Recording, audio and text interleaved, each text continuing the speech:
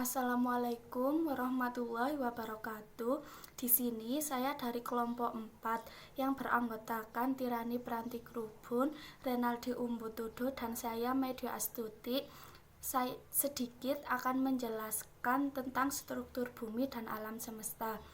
Di sini saya akan menjelaskan tentang struktur bumi. Secara garis besar, lapisan yang membentuk planet bumi terbagi menjadi beberapa bagian, yaitu struktur luar dan struktur dalam. Struktur luar bumi itu ada atmosfer. Atmosfer juga memiliki beberapa lapisan dan setiap lapisan memiliki ketebalan yang bervariasi. Atmosfer terbagi menjadi beberapa lapisan, diantaranya 1. Troposfer adalah bagian paling bawah atmosfer, memiliki ketinggian dan permukaan berkisar 9-17 km. Yang kedua itu stratosfer, adalah lapisan udara di antara 10-60 km di atas permukaan bumi. Yang ketiga itu mesosfer, adalah daerah atmosfer yang terletak antara stratopus dan mesopus. Pada umumnya di daerah ini makin ke atas suhu makin naik, memiliki ketebalan antara 45-75 km. Yang keempat itu ionosfer, adalah bagian atmosfer pada ketinggian 100 km dan lapisan stratosfer mengandung ion dan elektron bebas yang dihasilkan oleh radiasi matahari. 2 fase lapisan atmosfer yang tingginya mulai dari 50-1000 km.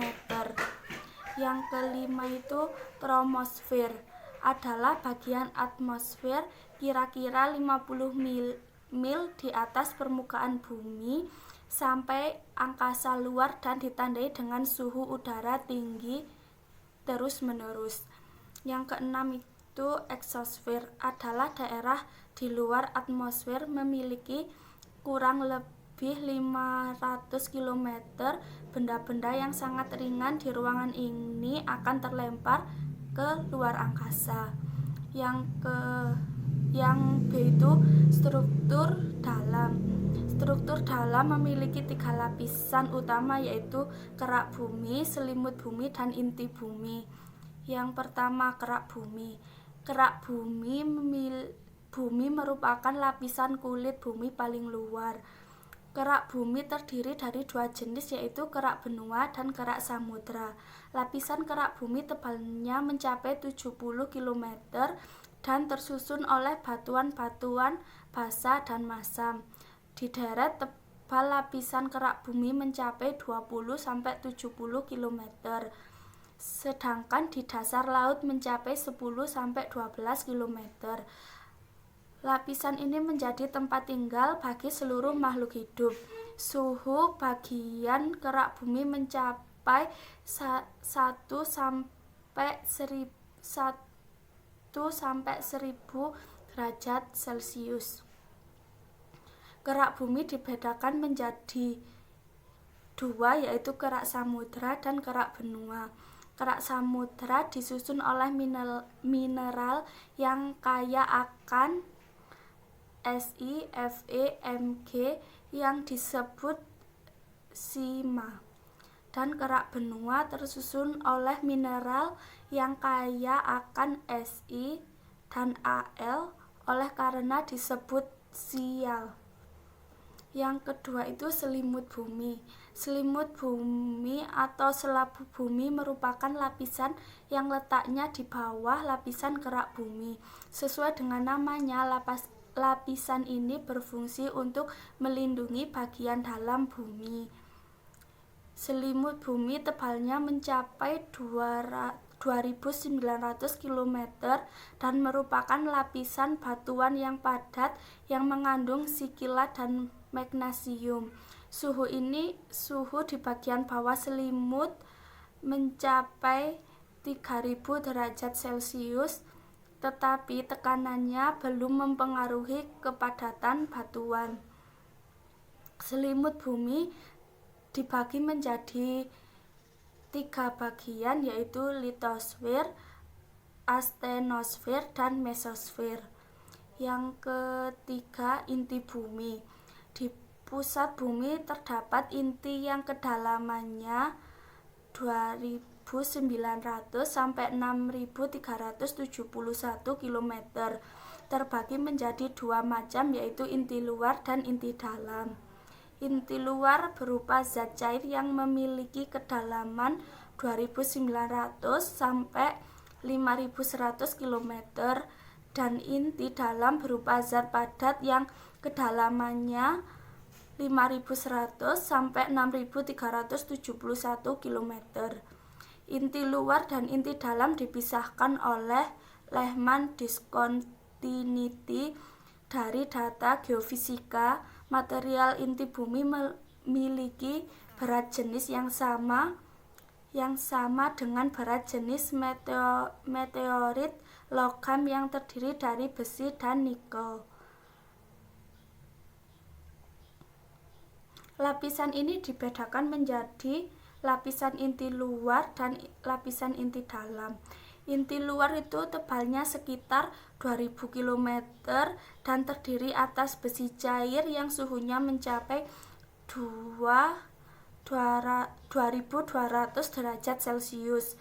Inti dalam merupakan pusat dari bentuk bola dan diameter sekitar 2700 km. Inti dalam ini terdiri dari nikel dan besi yang suhunya mencapai 4500 derajat Celcius. B. Karakteristik bumi.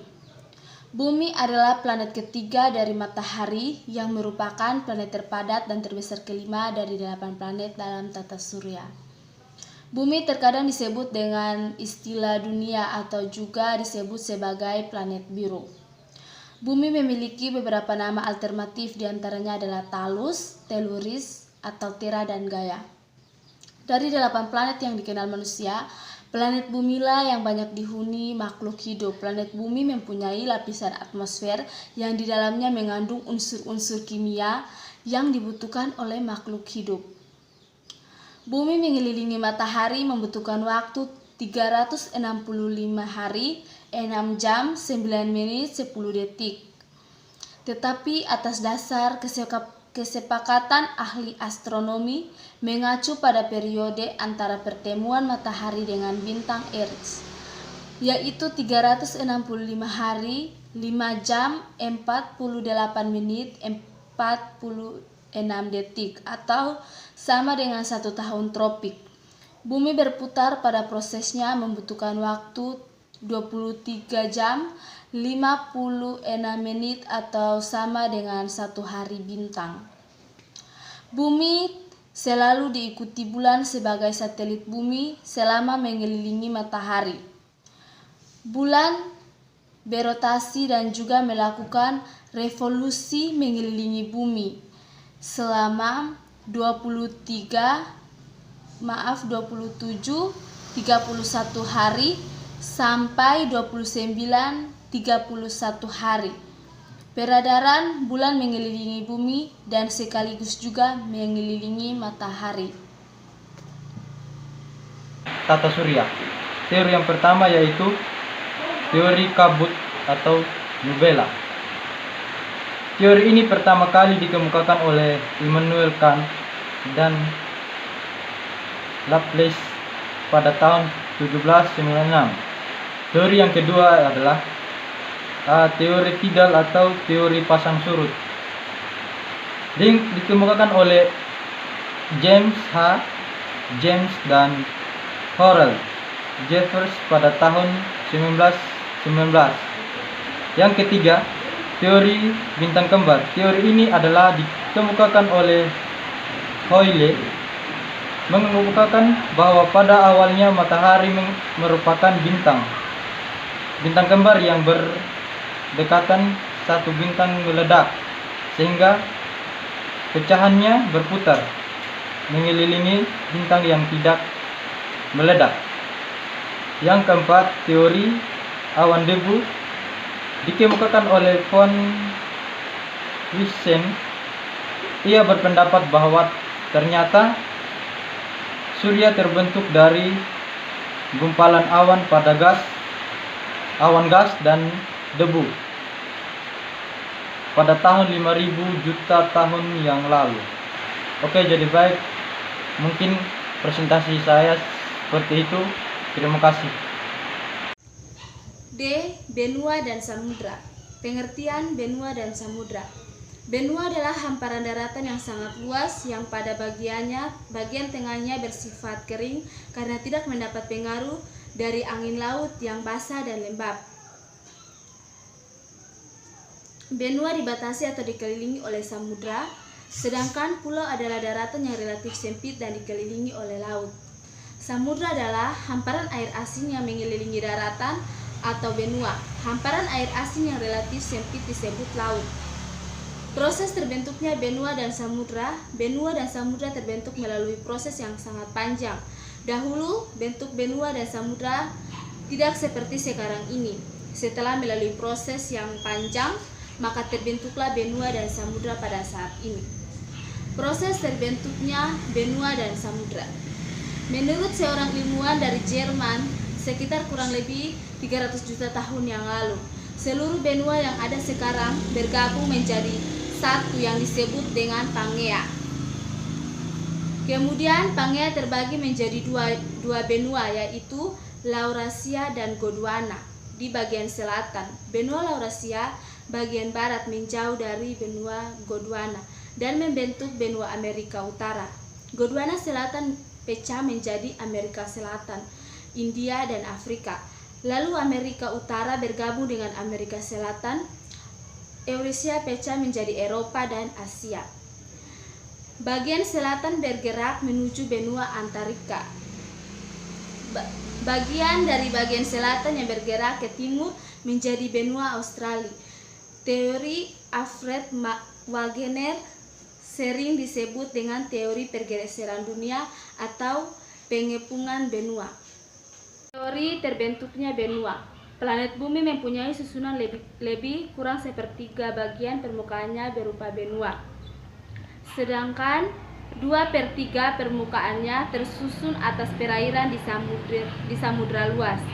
Proses terbentuknya benua di permukaan bumi dikemukakan oleh para ahli geologis, khususnya melalui macam-macam konsep dan teori. Di sini saya akan menjelaskan satu teori, yaitu teori arus konveksi. Teori ini disampaikan oleh Holmes. Holmes berpendapat lempeng-lempengan benua satu dengan yang lain mampu melakukan pergeseran akibat terjadinya arus konveksi. Lempengan-lempengan benua merupakan material pasif berada di atas atmosfer. Arus konveksi, akibatnya lempengan kerak bumi dapat bergerak bebas. Lempengan-lempengan tersebut terhubung dengan punggungan-punggungan di tengah samudra, yakni daerah arus konveksi ke atas dari atmosfer, dan timbul pada permukaan bumi melewati retak-retakan parit laut serta alur-alur orogenesis sebagai lokasi pada muka bumi tempat terjadinya arus konveksi dan lain-lain.